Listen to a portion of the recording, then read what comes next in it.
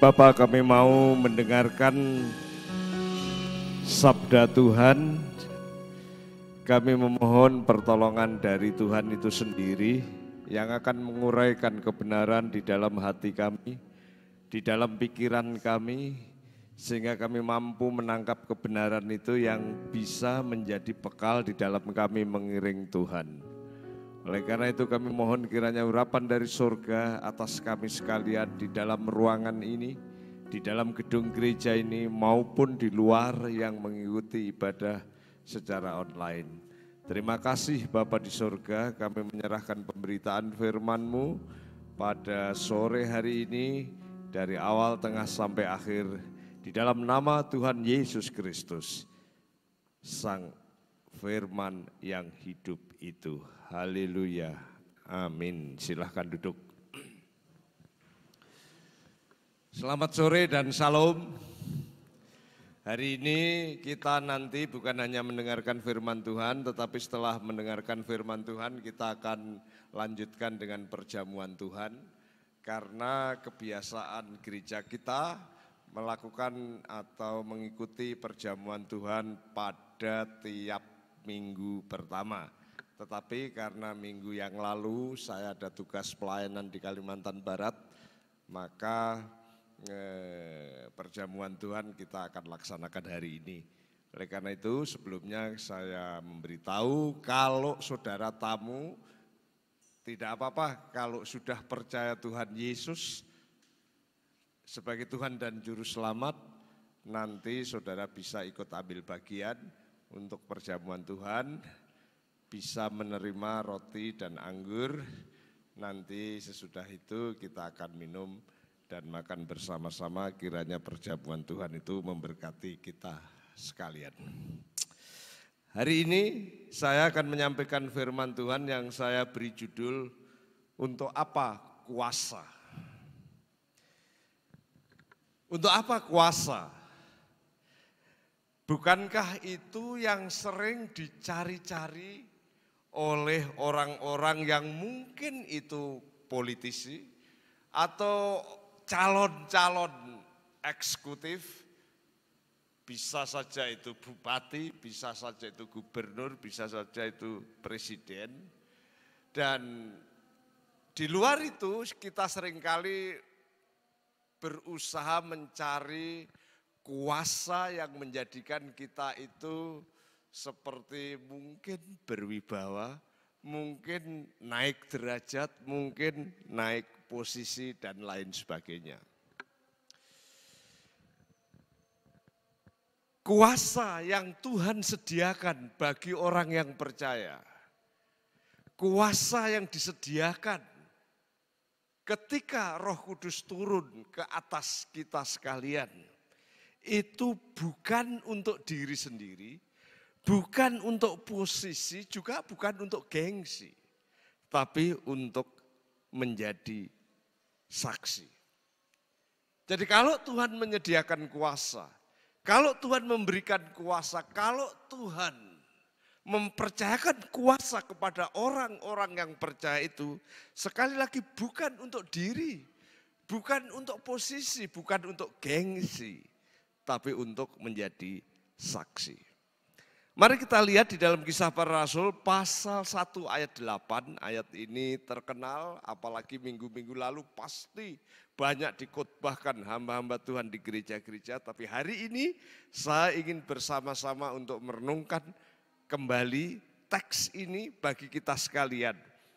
Kisah Para Rasul 1 ayat 8 bunyinya demikian. Tetapi kamu akan menerima kuasa kalau Roh Kudus turun ke atas kamu, dan kamu akan menjadi saksiku di Yerusalem dan di seluruh Yudea dan Samaria dan sampai ke ujung bumi. Saudara yang terkasih, hari Minggu yang lalu itu dirayakan sebagai hari Pentakosta. Kenapa disebut Pentakosta? Itu karena Penta 50 hari setelah kenaikan Tuhan Yesus berjanji Roh Kudus turun.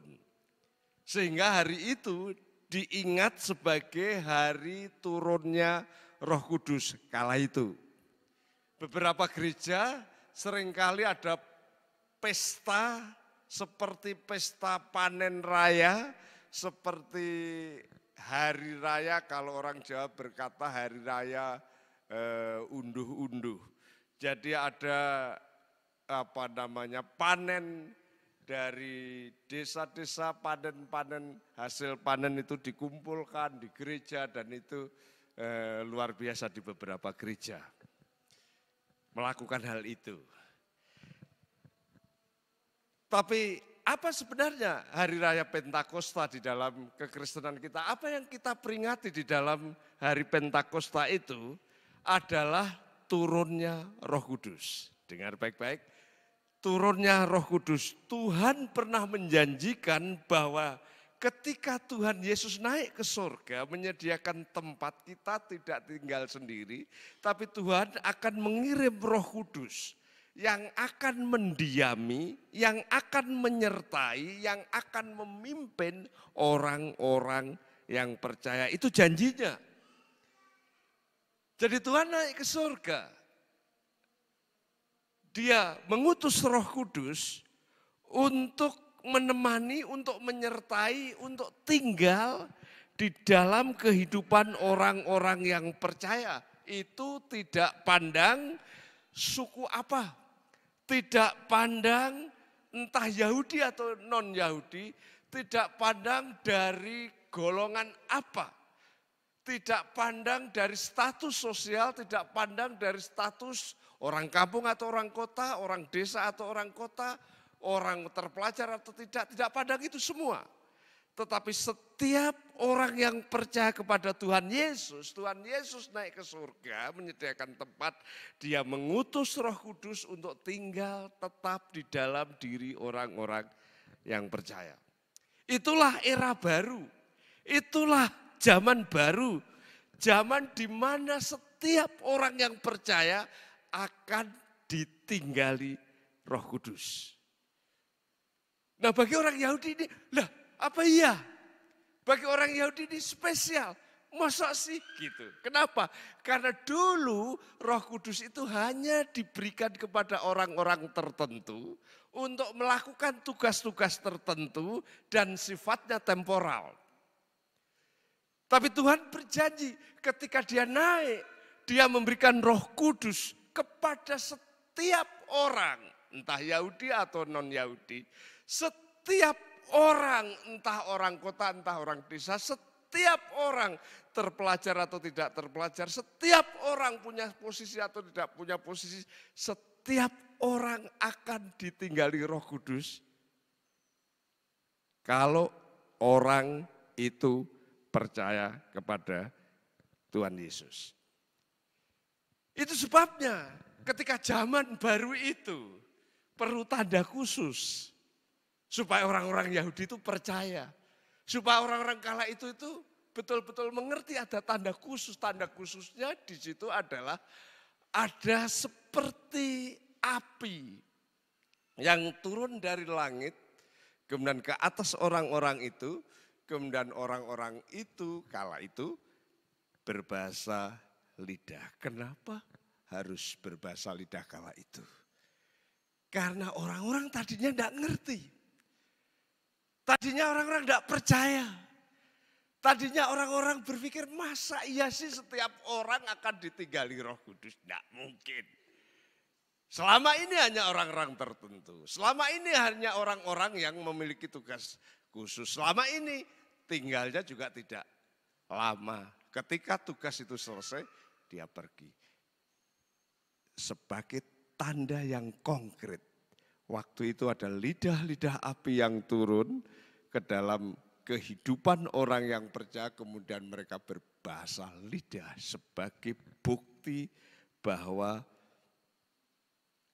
Roh Kudus betul tinggal pada orang itu. Tapi itu zaman dulu, zaman ketika awal era baru. Setiap masuk kepada bangsa yang baru, orang yang baru ada tanda itu. Tapi setelah itu jelas tidak harus ada seperti itu. Setelah itu tanda yang paling konkret orang itu didiami Roh Kudus adalah ketika dia lahir baru. Ketika seseorang itu lahir baru, dilahirbarukan oleh Roh Kudus menjadi ciptaan baru, itulah tanda bahwa orang itu ditinggali oleh Roh Kudus. Nah, itu sebabnya hari ini kita perlu belajar dari teks yang kita pelajari tadi, yang kita baca tadi, ada kata-kata yang penting untuk bisa mengerti teks itu. Dikatakan di situ, kamu akan menerima kuasa kalau Roh Kudus turun ke atas kamu dan kamu akan menjadi saksiku. Ada 3 kata kerja yang paling penting untuk bisa membuka pemahaman teks itu. Yang pertama adalah kata menerima. Kata menerima di situ adalah kata kerja, di dalam bahasa Yunani itu ada kata kerja indikatif future. Artinya indikatif itu real, nyata, future, masa depan. Jadi ya gampangnya itu akan. Kemudian kata yang kedua adalah turun. Turun itu juga kata kerja, tapi ini kata kerja partisip aorist. Nah, partisip itu apa? Partisip itu secara sederhananya kita pahami itu kata kerja yang menjelaskan kata kerja utama. Yang ada hubungannya dengan kata kerja utama. Nah, karena itu partisip aorist, sebaiknya diterjemahkan setelah. Kalau itu partisip present, selagi atau bareng. Jadi kita pakai setelah aja. Kemudian kata yang ketiga adalah menjadi. Menjadi itu juga indikatif. Kata kerja indikatif future, akan betul-betul terjadi. Nah, kalau kita analisa dari kata-kata kerja tersebut, maka teks yang kita baca tadi sebaiknya dipahami sebagai berikut. Ya. Setelah Roh Kudus turun, kamu akan sungguh-sungguh menerima kuasa dan kamu akan sungguh-sungguh menjadi saksiku. Ya, lihat ini ada sedikit pergeseran. Setelah Roh Kudus turun ke atas kamu, kamu sungguh-sungguh akan menerima kuasa dan kamu sungguh-sungguh akan menjadi saksiku. Sehingga kalau kita buat diagram kira-kira kisah para rasul itu, kita bisa klik yang ada buletan itu. Nah, kisah Rasul pasal 1 ayat 8 yang pertama Roh Kudus mesti turun dulu. Karena ini partisip aorist. Setelah Roh Kudus turun, kemudian kamu akan menerima kuasa dan kamu akan menjadi saksiku. Kita lihat satu persatu. Kenapa dikatakan Roh Kudus turun? Apakah sebelum Pentakosta? Apakah sebelum saat itu Roh Kudus itu tidak ada? Maksudnya tidak ada di bumi ini, tidak ada di dunia ini sehingga dia perlu turun. Apakah saat itu Roh Kudus itu hanya ada di surga dan di bumi ini tidak ada sehingga perlu Roh Kudus turun? Apakah demikian yang dimaksudkan? Jelas tidak, karena kalau kita memperhatikan di dalam Alkitab, baik pada zaman Yesaya, pada zaman Daud, pada zaman Musa, bahkan jauh sebelum sejarah tercatat atau yang sering disebut sebagai prasejarah. Dikatakan bahwa Tuhan menciptakan alam semesta ini juga dikatakan berfirmanlah Tuhan dan roh Allah melayang-layang, berarti roh Allah sudah ada, Roh Kudus sudah ada. Bahkan kalau saudara perhatikan di dalam Yesaya pasal 63 ayat 10 jelas-jelas dikatakan, tetapi mereka memberontak dan mendukakan Roh Kudusnya. Sudah ada Roh Kudus. Lalu kenapa Pentakosta dikatakan Roh Kudus turun? Bukankah Roh Kudus sudah ada? Para ahli, tentunya di sini ahli teologi ya, mereka berpendapat bahwa Roh Kudus memang sudah hadir dan sudah berkarya di dunia sejak dulu, sejak prasejarah. Tapi seperti saya katakan tadi, Roh Kudus pada saat itu hanya bekerja kepada orang-orang tertentu dan sifatnya temporal. Misalnya ini, ada nabi. Ketika nabi dipakai Tuhan, Roh Kudus turun. Kemudian menguasai nabi itu. Ketika dia dikuasai nabi, dia bernubuat. Dia berbicara, dia berfirman. Ketika sudah selesai berfirman, Roh Kudus pergi. Jadi Roh Kudus sifatnya datang kepada orang tertentu untuk melakukan tugas khusus. Setelah selesai tugasnya, dia pergi. Misalnya para hakim, kalau saudara lihat hakim-hakim, ketika orang Israel ada musuh, ada tekanan, entah itu dari bangsa Moab, entah dari bangsa Amon, entah itu bangsa Filistin, entah itu bangsa Kanaan, mereka ketakutan, mereka susah. Kemudian dipanggillah Tuhan orang-orang khusus, hakim-hakim. Dan biasanya Roh Kudus menguasai hakim-hakim itu, memberikan kemampuan, keberanian untuk bisa melawan musuh-musuhnya. Dan ketika musuh-musuhnya sudah dikalahkan, Roh Kudus pergi, temporal saat itu. Nah, ketika Pentakosta, ketika hari yang disebut sebagai hari pencurahan Roh Kudus itu, era baru sifatnya lain. Sifatnya Roh Kudus turun, tinggal bukan kepada orang-orang tertentu, bukan untuk tugas-tugas khusus, tapi tinggal tetap di dalam orang-orang yang percaya. Apapun sukunya, apapun jabatannya, apapun warna kulitnya, apapun kepandaiannya, kalau dia percaya Yesus, Roh Kudus ada tinggal di dalam orang itu. Makanya Rasul Paulus di dalam 1 Korintus 6 ayat 19-20 dikatakan, tidak tahukah kamu bahwa tubuhmu adalah bait Roh Kudus yang diam di dalam kamu, Roh Kudus yang kamu peroleh dari Allah. Artinya sekalipun minggu yang lalu itu diperingati sebagai hari Pentakosta, bukan berarti hari Minggu yang lalu itu pencurahan Roh Kudus, bukan. Sekalipun menjelang hari Minggu itu gereja-gereja tertentu ada yang doa puasa selama 10 hari. Katanya menanti Roh Kudus.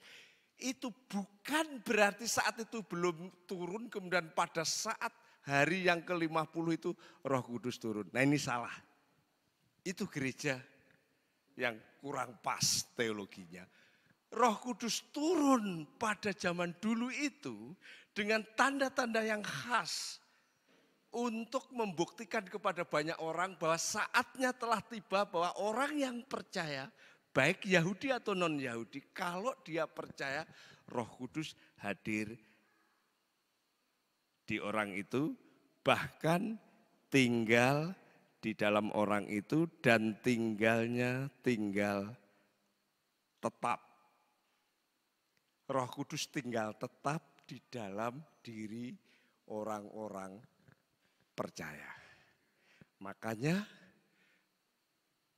dikatakan aku menyertai kamu sampai kesudahan alam. Artinya apa? Roh Kudus sudah tinggal di dalam kehidupan orang yang percaya, sehingga orang percaya itu menjadi baru, menjadi lahir baru, menjadi ciptaan baru. Di sanalah dia mampu memproduksi karya-karya ilahi yang luar biasa. Jadi Roh Kudus turun dulu.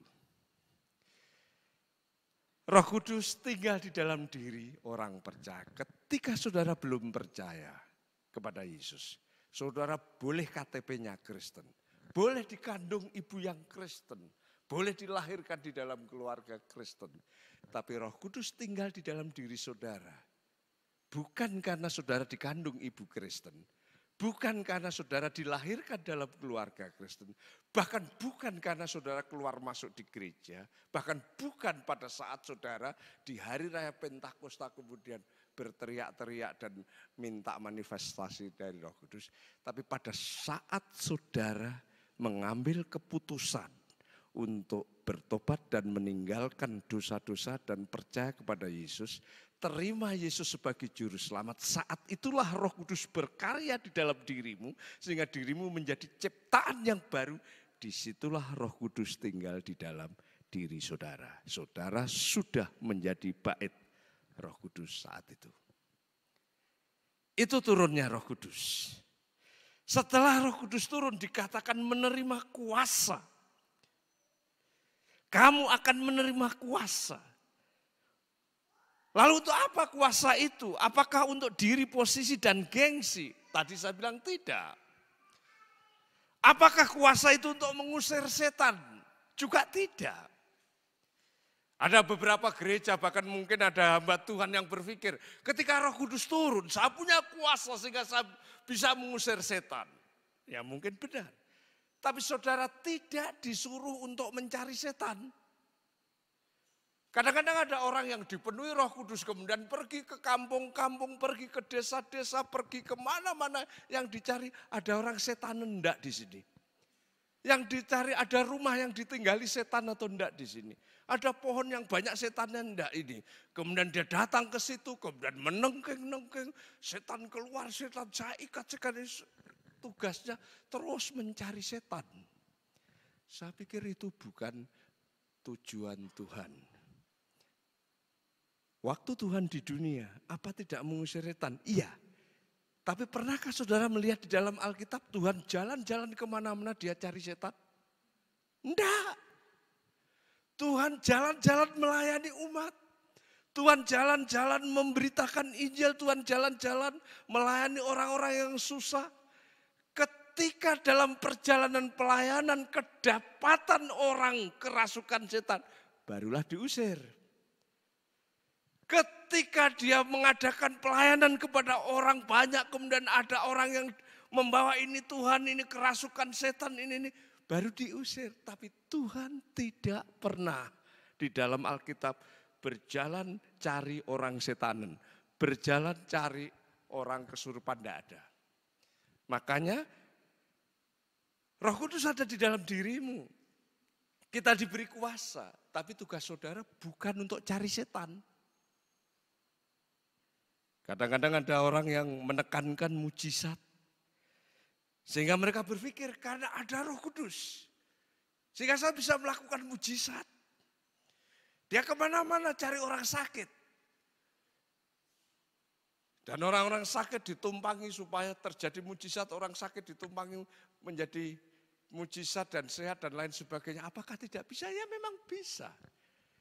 Tapi pernahkah saudara lihat Tuhan Yesus di dalam Alkitab kemana-mana cari orang sakit? Pernahkah saudara lihat Rasul Paulus pergi kemana-mana cari orang sakit? Enggak. Mereka pergi memberitakan Injil, mereka pergi mengajar kebenaran firman Tuhan, mereka melayani umat.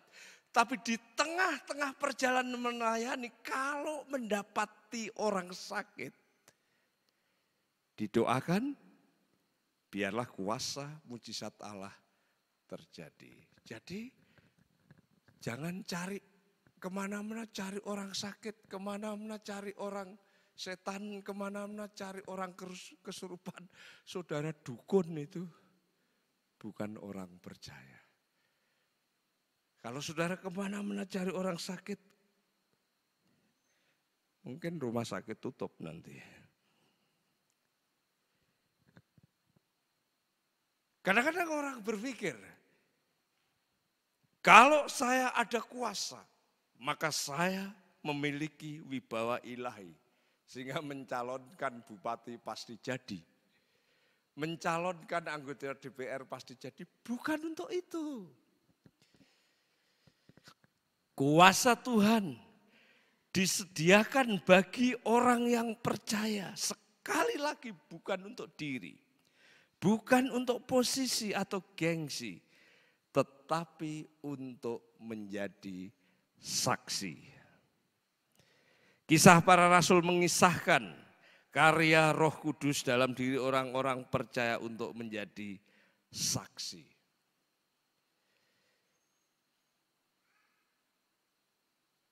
Akan menjadi saksi. Setelah Roh Kudus turun ke atas kamu, kamu akan menerima kuasa. Bukan untuk diri, bukan untuk posisi, bukan untuk gengsi, tapi untuk menjadi saksi. Maka kalimat berikutnya, kamu akan menjadi saksi. Nah, yang perlu dipahami, menjadi saksi itu seperti apa? Seringkali orang berkata bahwa menjadi saksi itu proses. Perlu diajari dulu untuk bisa menjadi saksi. Mungkin dikatekisasi, mungkin dilatih untuk bersaksi, kemudian setelah mahir, setelah menguasai pelajaran tentang katekisasi dan bersaksi itu, barulah dilepas menjadi saksi. Kalau kita lihat teks ini, bukan itu maksudnya. Setelah Roh Kudus turun di atas kamu, setelah kamu menerima Roh Kudus, kamu punya kuasa.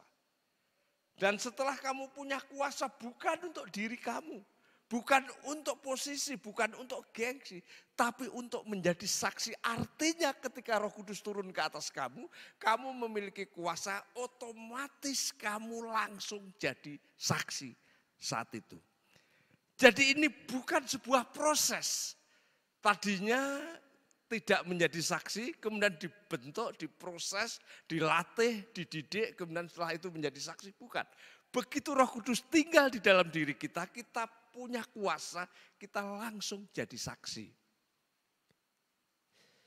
Nah, persoalannya adalah, apakah kita menjadi saksi yang baik atau yang buruk?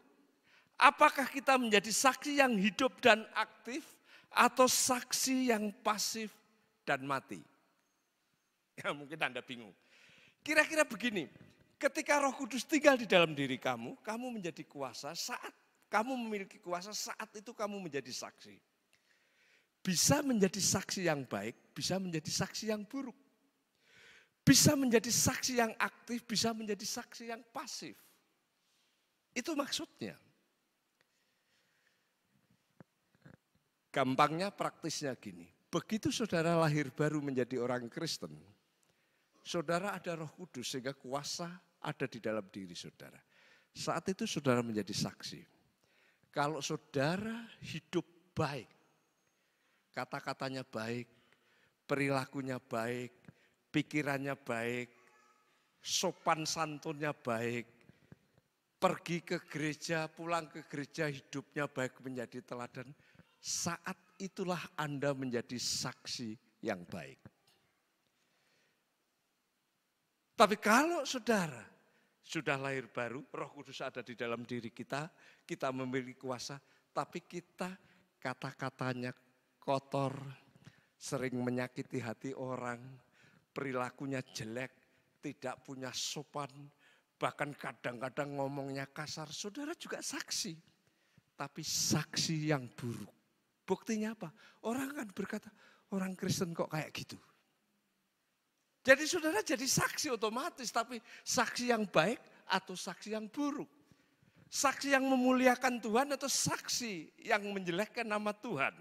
Saksi yang menjadikan orang diberkati atau saksi yang menjadikan orang terpleset. Aku nggak mau ke gereja, aku nggak mau percaya Yesus, aku nggak mau jadi Kristen. Kenapa? Itu Kristen kayak gitu, dia saksi tapi saksi jelek. Tapi kalau dengan itu berteman dengan itu rasanya senang. Rasanya hidup itu bahagia, rasanya hidup itu indah.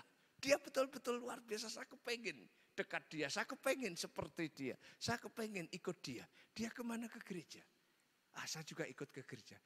Dia menjadi saksi yang baik. Bisa juga saksi bisu. Saksi yang pasif. Tapi bisa juga saksi yang aktif. Kalau sudah diem aja, kamu Kristen atau tidak? Ya, Kristen juga boleh dikatakan Kristen, tapi tidak juga boleh dikatakan tidak. Nah itu saksi bisu. Tapi kalau tanya, kamu Kristen? Oh iya, saya dulu percaya Yesus. Diawali dengan ini. Itu saksi aktif. Sehingga orang bisa mengerti bahwa kamu punya pengalaman bersama Kristus. Lalu apa sebenarnya kata saksi itu? Kalau kita melihat di dalam teks kita, kata yang diterjemahkan saksi, menjadi saksi itu adalah kata martir. Martir itu apa? Martir itu orang yang rela mati demi kebenaran yang diyakininya. Dalam istilah saudara kita Muslim disebut sebagai jihad fisabilillah. Artinya rela mati di jalan Allah. Itu jihad fisabilillah. Nah di dalam kisah para rasul, contoh yang paling jelas adalah Stefanus.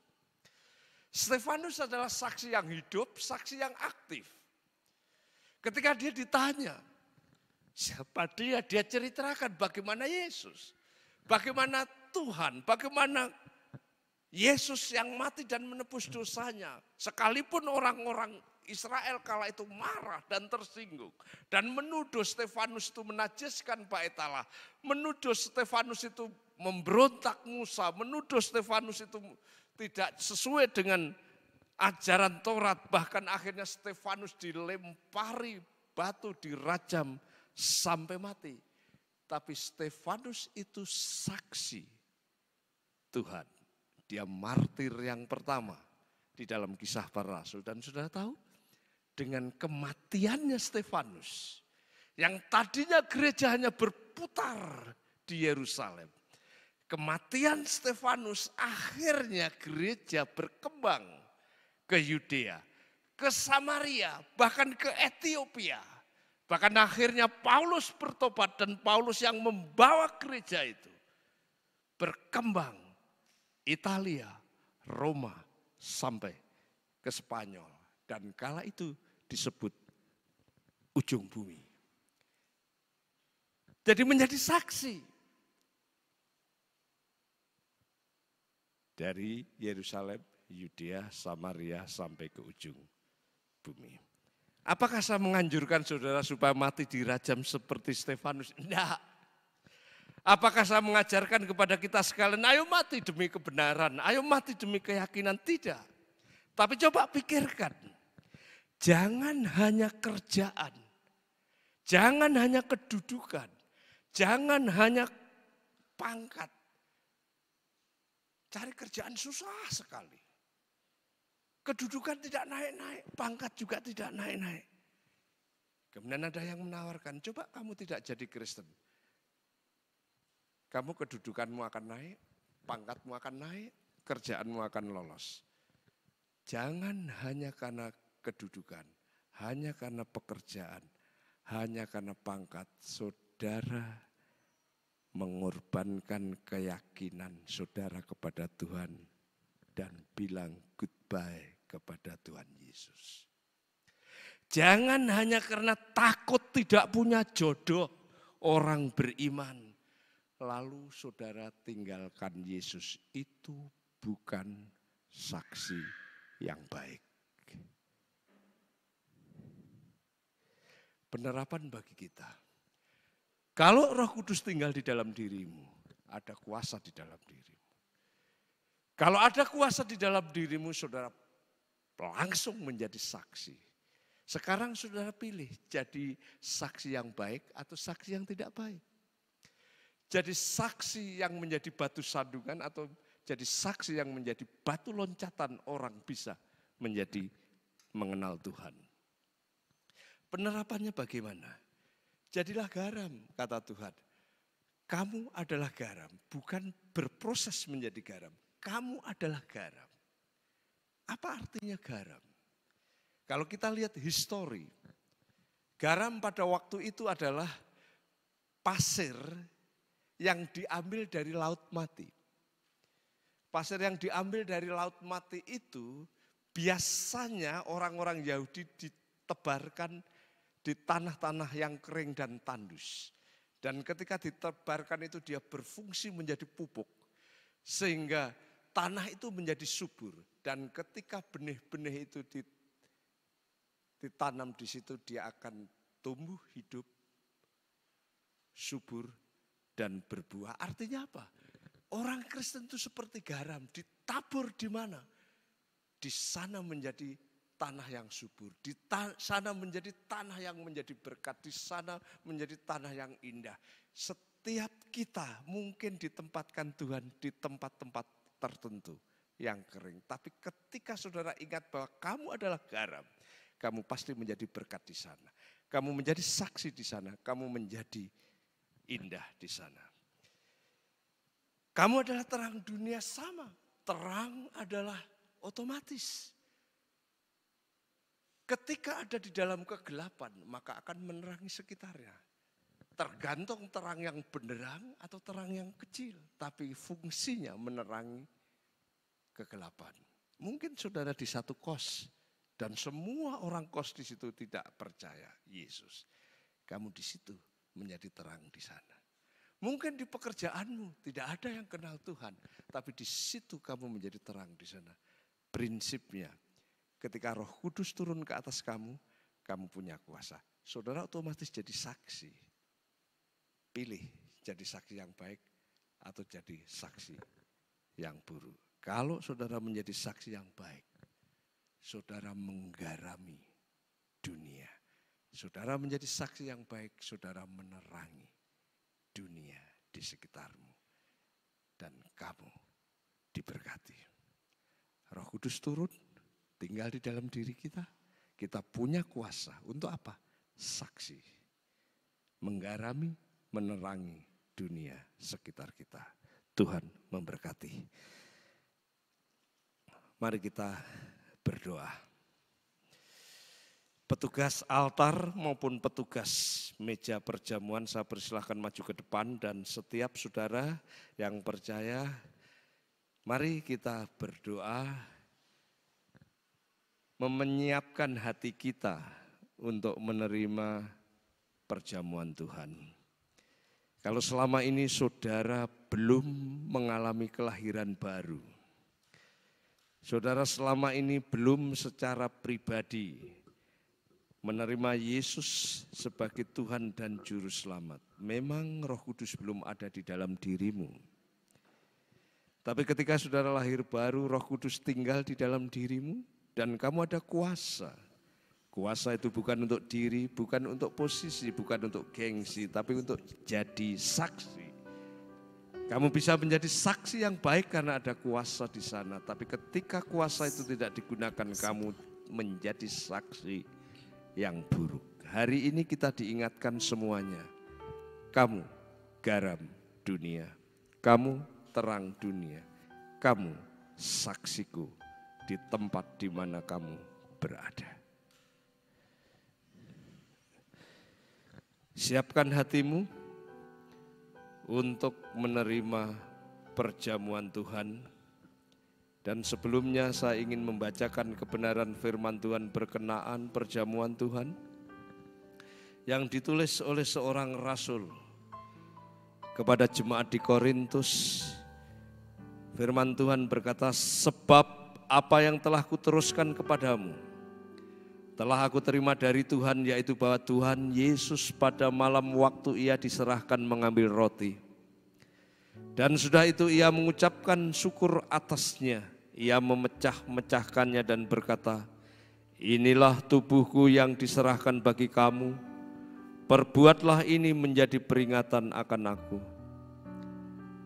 Demikian juga ia mengambil cawan sesudah makan lalu berkata, cawan ini adalah perjanjian baru yang dimeteraikan oleh darahku. Perbuatlah ini setiap kali kamu meminumnya menjadi peringatan akan aku. Sebab setiap kali kamu makan roti ini dan minum dari cawan ini, kamu memberitakan kematian Tuhan sampai Ia datang. Jadi barang siapa dengan cara yang tidak layak makan roti atau minum cawan Tuhan, ia berdosa terhadap tubuh dan darah Tuhan. Karena itu, hendaklah tiap-tiap orang menguji dirinya sendiri, dan baru sesudah itu ia makan roti dan minum dari cawan ini. Kiranya Tuhan memberkati.